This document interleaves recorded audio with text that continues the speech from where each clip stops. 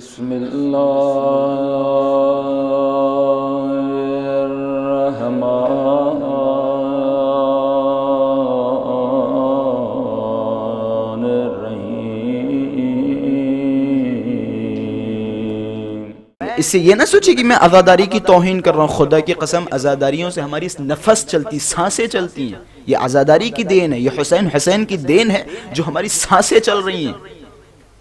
ہم کچھ نہیں ہیں، ہم کچھ نہیں ہیں۔ ہمارا عقیدہ یہ ہے کہ جب کوئی سینے زن کوئی ماتم کرتا ہے، اس کا جب پسینہ نکلتا ہے، وہ پسینہ اگر کسی اندھے کی آنکھ میں لگا دیا جائے تو وہ شفا یاب ہو جائے، یہ ہمارا عقیدہ ہے۔ لیکن اس کا مطلب یہ نہیں ہے کہ ہم بعض حقائق سے دور ہو جائیں۔ وہ افراد جو نماز کے اوپر طنز و طعن کر رہے ہیں، روزوں کے اوپر طنز و طعن کر رہے ہیں، اخلاقیات کے اوپر طنز و طعن کر رہے ہیں، دین کے اوپر طنز و طعن کر رہے ہیں، ان سے میری چھوٹی سی گزارش ہے، ٹھیک ہے بھائی، میں مان لوں گا آپ کی بات کو۔ ایک مجھے کوئی ایسا موقع دکھا دے جہاں علی نے نماز نہ پڑھی ہو، ایک موقع دکھا دے جہاں امام حسن نے نماز نہ پڑھی ہو، ایک موقع دکھا دے جہاں حسین نے نماز نہ پڑھی ہو، وہ سب چھوڑیں۔ آج ہم بڑی آسانی سے کہتے ہیں قبلہ وہ اصل میں تھوڑا بیزی ہو گئے، تھوڑا لیٹ ہو گئے، یا ہم نے فلاں ماتم کر لیا تھا جس کی وجہ سے ہم نہیں پہنچ سکے، یا اس طریقے سے جب اشکالات یا اس طریقے کی جب باتیں کریں تو ذرا کربلا کو یاد کریں۔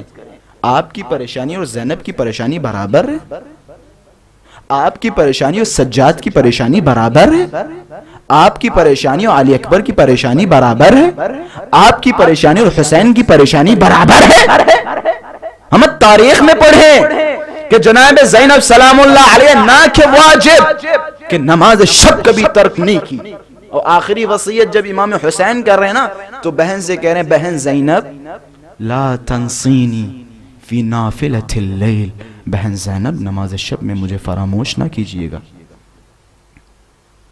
روایتوں کے جملے راوی کہتا ہے جب امام حسین کو شہید کر دیا گیا تو میں نے دیکھا ایک بی بی خیمے میں نماز پڑھ رہی ہے، اس سے پہلے وہ کھڑے ہو کے نماز پڑھتی تھی، لیکن اب وہ بیٹھ کے نماز پڑھ رہی ہے، لیکن نماز نہیں چھوڑی۔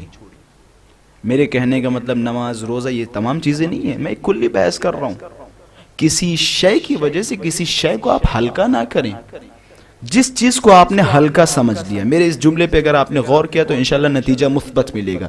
جس چیز کو آپ نے ہلکا سمجھ لیا وہی آپ کا عیب ہے۔ اگر آپ نے نماز کے مقابلے ماتم کو ہلکا سمجھا وہی آپ کا عیب ہے، اگر آپ نے نماز کو ہلکا سمجھا وہی آپ کا عیب ہے۔ ہم کسی چیز کو ہلکا نہیں سمجھ سکتے۔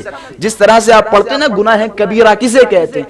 ہر وہ گناہ جسے آپ چھوٹا سمجھے وہ گناہ کبیرہ ہے، ہر وہ گناہ جسے آپ چھوٹا سمجھیں وہ بڑا گناہ ہوتا ہے۔ اسی طریقے سے ہر وہ چیز جسے آپ چھوٹی سمجھیں وہی بڑی۔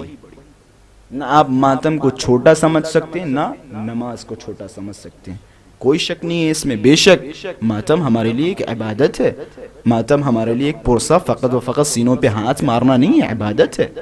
لیکن اس کا مطلب یہ نہیں ہے کہ آپ نماز پہ طنز و طعن کرنے لگے، آپ نماز کا مذاق بنانے لگے۔ اگر یہ آپ انجام دے رہے ہیں تو یہ آپ کی ہدایت نہیں ہے، یہ اہل بیت کی، خدا کی قسم یہ اہل بیت کی ہدایت نہیں ہے۔ میں بار بار اس جملے کی تکرار کر رہا ہوں، یہ اہل بیت کی ہدایت نہیں ہے۔ آپ خود اپنا مذہب ڈھونڈیں، تلاش کریں، لیکن یہ مذہب جعفریہ نہیں ہو سکتا۔